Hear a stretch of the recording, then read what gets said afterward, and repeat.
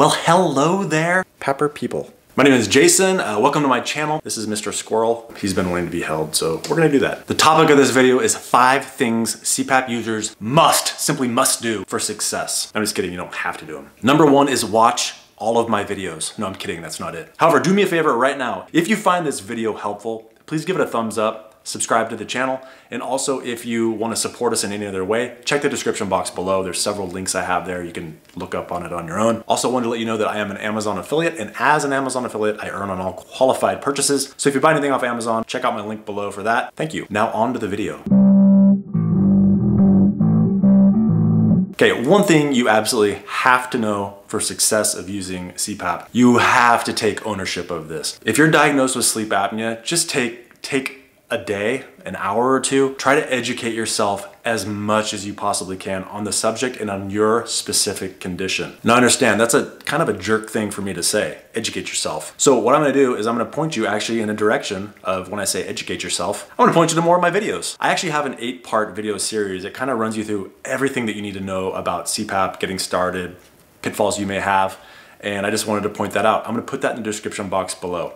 8-part series, front to start.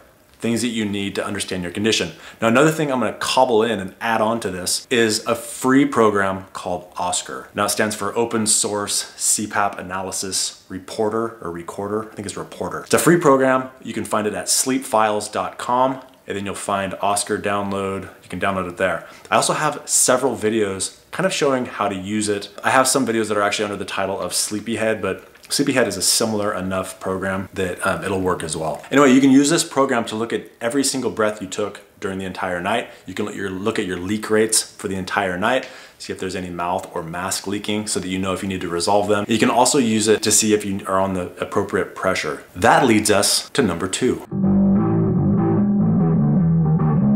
Something you also absolutely must know for CPAP success is that people do very often go home on what I would consider to be the wrong pressure. By that, it is very common for people to go home on a wide open range of 5 to 20 centimeters of water pressure. If you're doing that, it's not wrong, it's just wrong long term. If you're doing it for the short term, and I mean that by like 2 to 3 weeks, then that's fine because you're using that time, the machine is ramping up with an auto CPAP. You start off at 5, you suffer until you get up to the appropriate pressure, and then you should be good. But you can have leaking out of your mouth or your mask that causes you to ramp up all the way, or it takes time again to suffer your way up until the appropriate pressure. So you want to look and see where your sleep and respiratory pattern is at its best, at its optimal, where it appears you're breathing the most stable or stabilized. Your respiratory pattern is very constant. That's what you're looking for. And again, you can use OSCAR as a great tool for that. So again, the tutorials I have on OSCAR are very helpful. If you need extra help, I have a business, a paid service through axgsleepdiagnostics.com. It is called a data analysis. I get on the phone, I log into your computer, and we take a look at it together, and I show you exactly what we're looking for, how to read it, and give you a plan on how to actually improve your sleep. So it's fairly helpful. Speaking of helpful, check out cheapcpapsupplies.com. You don't have to be tethered to your DME company that provides your CPAP equipment. You do have a choice. And cheapcpapsupplies.com wants your business and wants you to save money. Let me show you how. Let's go shopping. Pick out a full face mask. Let's go down to the F30. Nice little system. Add it to our cart. Pick our headgear size. Easy as that. And now let's check out a CPAP machine. Let's check out the DreamStation Auto. Add it to the cart. Let's go ahead and edit that cart. Now let's apply Lefty 16. What do we save? $130. Let's not stop there. CPAP 20, we save $163. And now with VIP 30, we're gonna save $245. That's insane.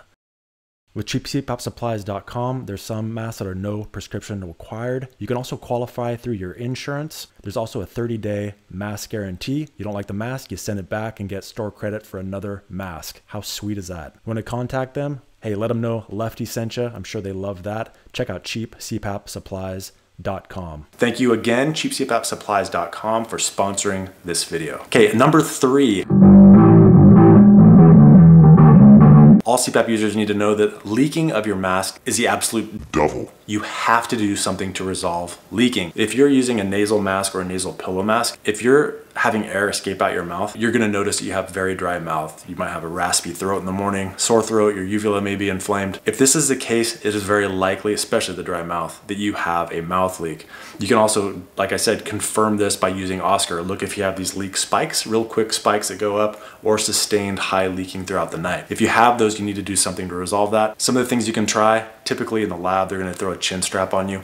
I think the chin strap actually is kind of terrible. If you do get a chin strap, get one that's called the Ruby, R-U-B-Y, and it's probably one of the better ones out there. But what I personally like the best is a soft cervical collar, something that holds your chin up and encourages it to stay in place.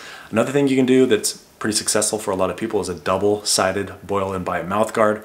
Anything for like mixed martial arts fighting, they have a little slit in them, you can still breathe through them, so it's not like you can't breathe through them. You're certainly able to. I'm also looking at some products called Somnifix. It's like a silicone tape. Again, has a little slit there, but keeps your mouth shut. And also a denture cream, which we're gonna see what the results are on that. Anything that keeps your mouth closed, to keep it a closed circuit is what you're looking for. Any air coming out and your airway is allowed to collapse, apnea is back, you might as well not be wearing CPAP at that point. Now, even if you have a full face mask, you can still have mask leaking because your jaw falls back and allows the air to escape. A lot of people notice fluttering or farting on the side of the mask, and that's what they notice, but really what that is a mask leak. Now, to resolve that, you're gonna do the same thing. Double-sided boil and bite mouth guard, chin strap, soft cervical collar. I'm not so sure about the other two if they're gonna work, but I will certainly test that.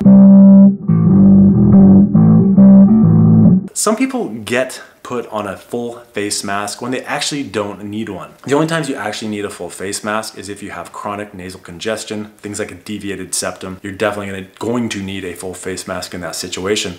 But if you think you need a full face mask because prior to being tested, you always woke up with a dry mouth and breathed through your mouth at that point, that's not good enough, my friend. Now, if you're actually comfortable with a full face mask, keep wearing a full face mask. I'm just letting you know, you can probably try a nasal mask or a nasal pillow mask. The nice thing about those is less surface area to try to seal, so you might have a better chance at success by using one of those masks instead. But a lot of times, technologists will go in, say, hey, do you breathe through your mouth? And the patient goes, yeah. Because you're used to always having apnea, and when you start to breathe after an apneic event, you typically go, and then your mouth is dry, and that's the time you remember waking up, and you're like, yeah, I breathe through my mouth. But prior to that, you're probably happily breathing through your nose. It just, you're choking also. So just understand that a nasal mask might work better for you, it might be more comfortable for you, and easier to fit, size, etc. But that said, it's always good to have a full face mask on hand, just in case you find yourself with a flu or cold, something else that causes your nose to be congested, not able to breathe out of it. Just helpful to have at least a full face mask around.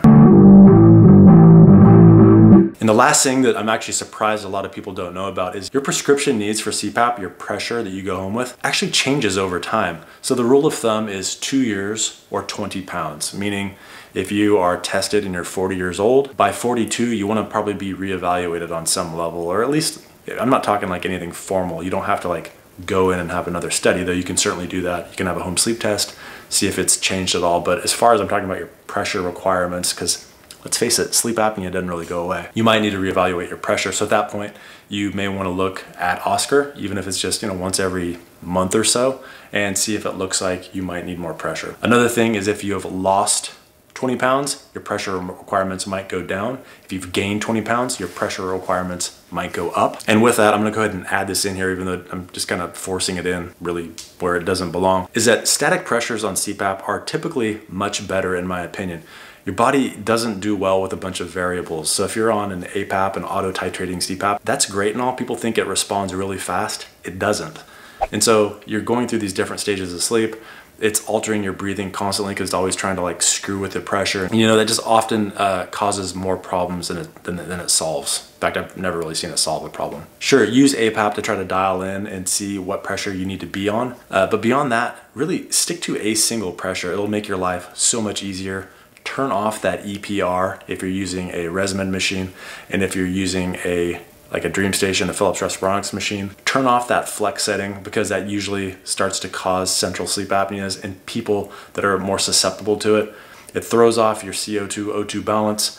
I've got videos on it. Don't bug me about it now. In my experience, having a static pressure if you're on CPAP is so much better. And that's not to say you can't mess with it and change the pressure every few nights or so to see if there's something better, something different, something you respond to better. That's no problem, but just on a nightly basis, nah, man, just stick with a single pressure. And that's another thing. I'm actually gonna throw this in there. I think we're actually up to 7 by about now. I said 5, I lied. It's extra bonus footage. Another thing you need to know for success is typically insurance companies, like, they don't like you to change your pressure. You have every right to change your pressure. The one caveat to that is if your insurance company, like if you're on Medicare and you're not past your 90 days yet, I probably wouldn't mess with it too much unless you're in communication with your doctor. Talk to your physician. Hey, can I change the pressure? Do you think we could try this? I notice I'm on a range of 5 to 20. Can we maybe nip that in the bud and make it narrower or put me on a static pressure? I wouldn't go like YOLO at that point, but once you're past that 90 days, it's paid for. That machine is yours. You can do whatever you want. You can change the pressure. I promise you, no one's gonna break the door down and look for you. Mr. Squirrel actually supports you. I support you. So don't be afraid to go in, hack that machine. By the way, I have several videos on how to hack into the clinician's menu and change the pressure. I hear there's videos out there about how you can hack the machine and get into it.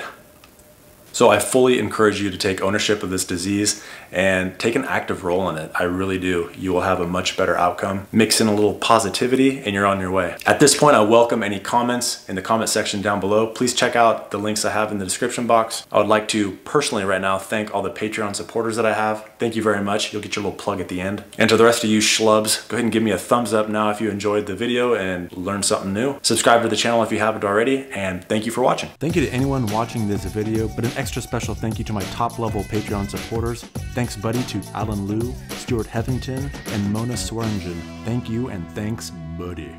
Please consider using my Amazon affiliate link down in the description box below. I clicked the link and added some items that I need, like some Canadian sphagnum peat moss, cause I've grown a blueberry.